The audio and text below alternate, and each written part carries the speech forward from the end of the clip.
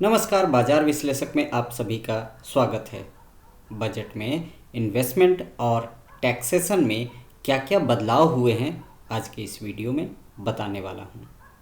इस वीडियो में और क्या क्या है उस पर एक नज़र डाल लेते हैं। ओल्ड टैक्स रिजिम या न्यू टैक्स रिजिम, आपके लिए कौन सा विकल्प बेहतर है, जानेंगे इस वीडियो में। इनकम टैक्स कैलकुलेटर से जानिए कहाँ होगी टैक्स की बचत। वर्षों से चली आ रही एग्जेम्पशन एंड डिडक्शन से मिलने वाले लाभ का क्या होगा। लाइफ इंश्योरेंस मैच्योरिटी पर अब देना होगा टैक्स। तो दोस्तों, अब चलिए विस्तार पूर्वक जान लेते हैं।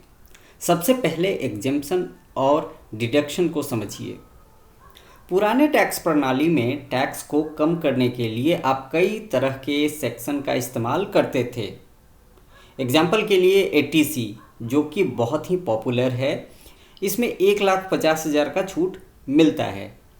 यानी कि टैक्स बेनिफिट के लिए अलग अलग सेक्शन की मदद से आपको क्लेम करना पड़ता है। HRA, mutual fund, LIC premium, इन सब का प्रूफ भी आपको जमा करना पड़ता है। दोस्तों, नए टैक्स रिजिम में सबको साइड कर दिया गया है। कोई प्रूफ नहीं देना है, सीधे टैक्स बेनिफिट मिलेगा। स्टैंडर्ड डिडक्शन में 50,000 का बेनिफिट मिलता है। ये नए और पुराने दोनों टैक्स प्रणाली में आपको मिलता रहेगा। अब आप टैक्स स्लैब को देख लीजिए। दोस्तों, अभी आपके सामने टैक्स स्लैब है। 7 लाख की इनकम पर कोई टैक्स नहीं देना है। 50,000 का स्टैंडर्ड डिडक्शन भी आपको मिलेगा। तो टोटल 7,50,000 तक के इनकम पर टैक्स जो बनेगा वो 0 बनेगा। तो टोटल 7,50,000 के इनकम पर टैक्स नहीं देना होगा, यानी कि 7,50,000 के टैक्स पर 0 टैक्स। 7,50,000 के ऊपर के इनकम पर इस स्लैब के आधार पर टैक्स कैलकुलेट किया जाएगा। 0 से लेकर के 3 लाख रुपए तक कोई टैक्स नहीं है। 3 लाख से 6 लाख तो 5% का टैक्स लगेगा। 6 लाख से 9 लाख के बीच यदि इनकम है तो 10% का टैक्स। 9 से 12 के बीच का इनकम है तो 15%। 12 लाख से लेकर के 15 लाख के बीच का इनकम है तो 20% का टैक्स। और 15 लाख से ऊपर 30% का टैक्स लगेगा। दोस्तों, टैक्स कैलकुलेटर पर चलते हैं। तो अभी आपके सामने क्लियर टैक्स का टैक्स कैलकुलेटर है। डिस्क्लेमर, ये पैड प्रमोशन नहीं है। मैं क्लियर टैक्स का एफिलिएट पार्टनर भी नहीं हूँ। इस वेबसाइट का इस्तेमाल मैंने सिर्फ एजुकेशनल पर्पस से किया है। दोस्तों, मान लीजिए कि एक व्यक्ति हैं जिनकी सालाना सैलरी 10 लाख रुपए है। एलआईसी में यानी एटीसी में 1,50,000 रुपये का प्रीमियम देते हैं। एचआरए 1,20,000 है। एटीडी यानी कि मेडिक्लेम के लिए 25,000 का वो प्रीमियम देते हैं। स्टैंडर्ड डिडक्शन 50,000 का यहाँ इनको मिलेगा। अब इस डेटा को कैलकुलेटर पर डालकर देखते हैं कि क्या टैक्स बनता है। यहाँ मैंने 10 लाख रुपया डाल दिया। एग्जेम्पशन और डिडक्शन के अंदर आपको एचआरए और स्टैंडर्ड डिडक्शन दोनों को इकट्ठा डालना है। तो 1,20,000 का एचआरए है और 50,000 का स्टैंडर्ड डिडक्शन। तो इसमें मैं 1,70,000 का अमाउंट डाल रहा हूँ। इस एग्जाम्पल में अदर सोर्स ऑफ इनकम नहीं है, इसलिए मैं इन सब को ब्लैंक छोड़ रहा हूँ। नेक्स्ट पेज पर चलते हैं। अब यहाँ डिडक्शन की बात आती है। तो डिडक्शन में 1,50,000 रुपये ये एलआईसी का प्रीमियम भरते हैं। तो हमने यहाँ 1,50,000 रुपये डाल दिया। मेडिक्लेम में ये 25,000 रुपये पे करते हैं, तो यहाँ मैंने 25,000 रुपये डाल दिया। इसके अलावा एनपीएस वगैरह में नहीं है, तो हम उसको ब्लैंक ही छोड़ देते हैं। अब हम कैलकुलेट के ऊपर क्लिक करेंगे तो आप यहाँ देख सकते हैं कैलकुलेट होकर आ चुका है। ओल्ड टैक्स रिजिम में 34,840 का टैक्स बना है और न्यू टैक्स रिजिम में 54,600 रुपये का टैक्स बना है, जो कि आपके सामने है। दोस्तों, इस एग्जाम्पल में मैंने मान लिया है कि इस आदमी ने एलआईसी में 1,50,000 रुपये का निवेश किया है और इनके पास एक मेडिक्लेम भी है जिसमें वो 25,000 रुपये का सालाना प्रीमियम भरते हैं। अब यहाँ दूसरा सिनेरियो ये भी हो सकता है कि कोई इन्वेस्टमेंट या मेडिक्लेम उनके पास ना हो, यानी ना वो 80C का बेनिफिट ले रहे हैं और ना ही 80D का। फिर क्या होगा, आइए इसको भी देख लेते हैं।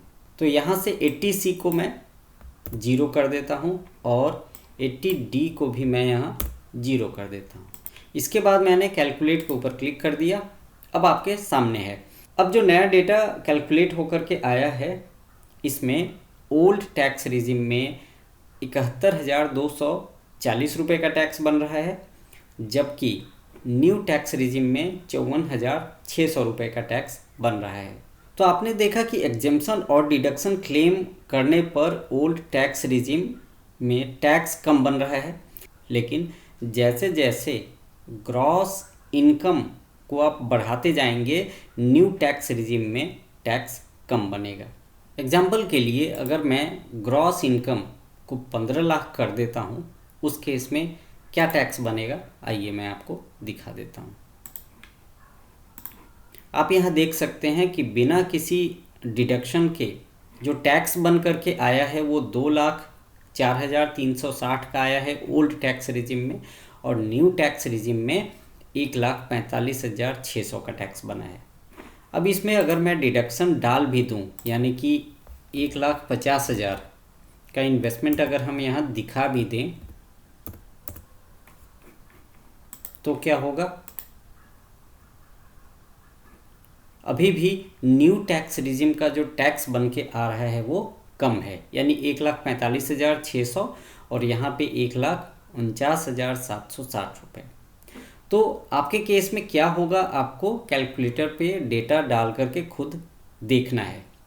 यदि आप सैलरीड हैं तो ओल्ड या न्यू दोनों में से जहां आपको टैक्स कम बने उस टैक्स रिजिम को आप चुन सकते हैं, उस विकल्प को आप अपना सकते हैं।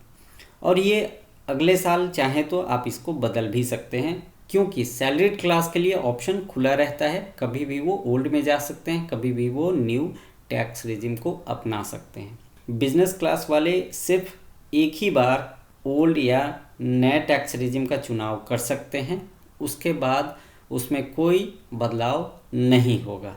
यानी कि जो फैसला करना है आपको एक बार कर लेना है, उसके बाद आप उसको चेंज नहीं कर सकते हैं। यदि आपकी इनकम बिजनेस से है, कोई व्यवसाय करते हैं, कोई व्यापार करते हैं। तो दोस्तों अब बात आती है कि एग्जेम्पशन और डिडक्शंस का बेनिफिट मिलेगा या बंद हो जाएगा। तो मैं आपको बताना चाहूँगा कि एग्जेम्पशन और डिडक्शन का बेनिफिट पुराने टैक्स प्रणाली में जिस तरह आपको मिल रहा था वैसा मिलता रहेगा।